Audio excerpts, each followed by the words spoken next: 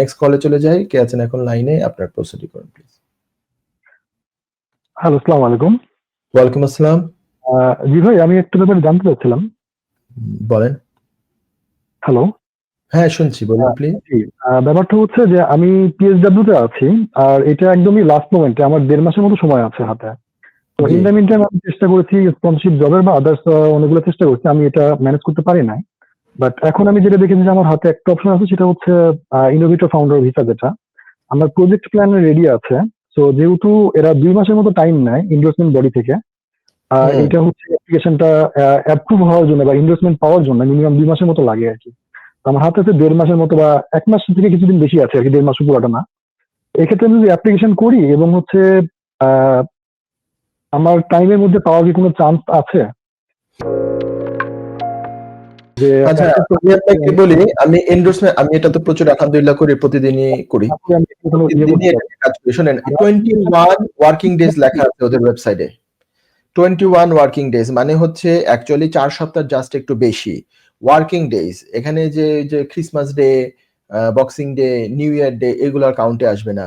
আপনি যদি ইমিডিয়েটলি সবকিছু যদি মনে করেন যে ইনোভেটিভ আইডিয়া, স্কেলেবল এবং ভায়াবল এবং হচ্ছে যে ওই কোন পার্টে আপনাকে মানে স্যাটিসফাই করতে হবে এটা এন্ডোর্সমেন্ট বডির ওয়েবসাইটে আছে। যদি আপনি ধরেন ইউকে এন্ডোর্সিং সার্ভিস একটা এন্ডোর্সমেন্ট বডি আছে নিশ্চয়ই। এন্ডোর্সমেন্ট বডি এই ওয়েবসাইটটাতে আপনি যান, এখানে ওদের ক্রাইটেরিয়া গুলো আলাদা করে লেখা আছে এবং ওইখানেই লেখা আছে যে 21 ওয়ার্কিং ডেজে তারা এইম নেয় তারা ডিসিশন দেয়ার। So there is a possibility যদি ১.৫ মাস সময় থাকে, 21 ওয়ার্কিং ডেজ মানে হচ্ছে ৫ সপ্তাহ প্লাস 1 ৪ সপ্তাহ প্লাস 1 ওয়ার্কিং ডেজ, তার মানে ১ মাসের মতোই ধরে নেন। So there is a possibility to get a decision or outcome of your business plan. Investment body হয়তো বা ডিসিশন দিবে, আপনি যদি ইমিডিয়েটলি এখন অ্যাপ্লাই করতে পারেন, গিভেন দ্য ফ্যাক্ট দ্যাট মাঝখানে ক্রিসমাসের ব্রেক আছে। আর আপনি মেক শিওর করেন যে বিজনেস প্ল্যানটা আপনি ঠিক মতো হয়েছে, বিজনেস প্ল্যানে এই রিকোয়ারমেন্ট গুলো মিট হয়েছে। ইমিডিয়েটলি আপনি অ্যাপ্লাই করে তাদেরকে একটুখানি ইমেল আলাদা করে সেপারেটলি দিয়ে রাখতে পারেন, রিকোয়েস্টিং ইমেল, যে আপনার ভিসা এত তাড়াতাড়ি শেষ হচ্ছে, এই তারিখে শেষ হচ্ছে। আপনি যদি মানে ওরা দ্রুত সিদ্ধান্ত দেয়, স্পিড আপ করে কিংবা এক্সপারডাইট করে সামহাউ, সিনসিয়ার রিকোয়েস্ট আপনি দিয়ে রাখতে পারেন যে এটা আপনার জন্য খুবই হেল্পফুল হবে। সো এটা দিতে কোনো তো বাধা নাই। এটা দিলে তো আপনার মানে আউটকামে কোনো খারাপ এফেক্ট করছে না। সো আপনার সিনারিওতে হলে আমি যেটা করতাম, এইটা থ্রো করা হতো অ্যাপ্লিকেশন। ১.৫ মাস যেহেতু টাইম আছে, যদি সব রেডি থাকে 100% and you are fully ready, then you endorsement বডিতে অ্যাপ্লাই করে ফেলেন। ফিস আছে ১২০০ পাউন্ড, সেটা আপনি পে করে ফেলেন ইমিডিয়েটলি।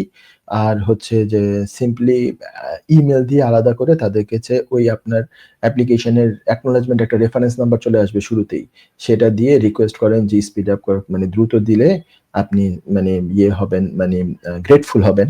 এই ধরনের ইমেল দিয়ে রাখেন। যেহেতু 21 ওয়ার্কিং ডেজ বলা আছে, এখানে তো ৩টা এন্ডোর্সমেন্ট বডি, টোটাল ৪টা, ৪ নাম্বার যেটা সেটা হচ্ছে গভর্নমেন্টের সাথে রিলেভেন্ট, ওটা আপনার জেনারেল পিপলের জন্য না। ফার্স্ট ওয়ান যেটা আমি বলতেছি ইউকে এন্ডোর্সিং সার্ভিসেস, যেটার সাথে আমি সবচেয়ে বেশি কাজ করেছি, 21 ওয়ার্কিং ডেজ লেখা আছে তাদের ওয়েবসাইটে এবং তারা মোটামুটি ১ মাসের ভিতরেই সিদ্ধান্ত দিচ্ছে, আমার এক্সপেরিয়েন্স যেটা বলে। আরেকটা ইনোভেটর ইন্টারন্যাশনাল, আরেকটা দ্বিতীয় endorsement body, they are also, তারা মোটামুটি মাসখানেকের ভিতরে ইয়ে করে দেয়, ডিসিশন দেয়। তবে তারা মাঝে মাঝে আবার ২-১টা ইমেল করে কিছু ইনকোয়ারি পাঠিয়ে। এটা হচ্ছে দ্বিতীয়টার কথা বলছি। প্রথমটা হচ্ছে 21 ওয়ার্কিং ডেজ এর ভিতরে ডিসিশন দেয়। So I have given you all the information. Now it is up to you whether you will go for it or not. ঠিক আছে? জাস্ট কাটায় সময় আছে বলে আমি দেখতে পাচ্ছি। If you are lucky it should be fine. তবে যদি কোনো কারণে শেষ পর্যন্ত ডিসিশন আসতে আরো দেরি হয়, আপনি ভালো লয়ারের সাথে কথা বলেন যে কিভাবে আপনি লফুলি আরেকটু সময় এখানে লফুলি থাকতে পারেন। 3C লিভ কিভাবে কন্টিনিউ করা যায় যাতে আপনি ওভারস্টেয়ার হয়ে না যান। যদি কোনো কারণে মানে এন্ডোর্সমেন্ট বডির কিছুটা ডিলেও হয়, যাতে আপনি লফুলি এখানে থাকতে পারেন। পরবর্তীতে যাতে endorsement innovator founder application finally ইনশাআল্লাহ করতে পারেন সেটা। তবে এটা একটা রিস্কি জব কেন? আপনার যদি শেষ পর্যন্ত যদি বিজনেস প্ল্যানটা যদি এন্ডোর্সমেন্ট না পায়, তাহলে so that is another risk. So আপনি প্ল্যান বিও সাথে ভাবতে থাকেন এখন থেকে। দুটো একসাথে নিয়ে আপনি কাজ করতে থাকেন। ঠিক আছে? আশা করি আপনি প্রশ্নটা পেয়ে গেছেন।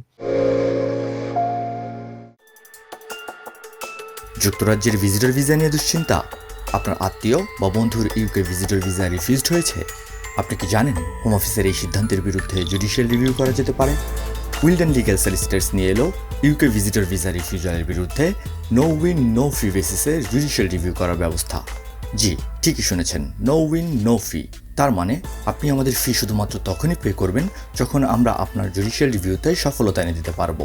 আমাদের রয়েছে দীর্ঘদিনের অভিজ্ঞতা সম্পন্ন দক্ষ ইমিগ্রেশন সলিসিটার্স, যারা সর্বোচ্চ গুরুত্ব সহকারে আপনার জুডিশিয়াল রিভিউ পরিচালনা করবে।